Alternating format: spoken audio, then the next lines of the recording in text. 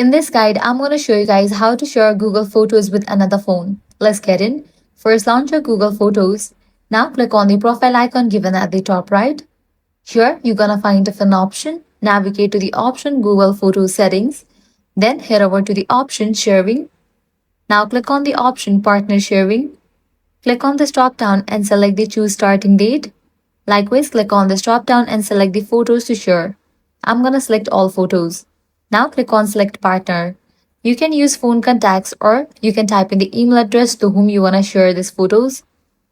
So I'm going to type in the email address, confirm it.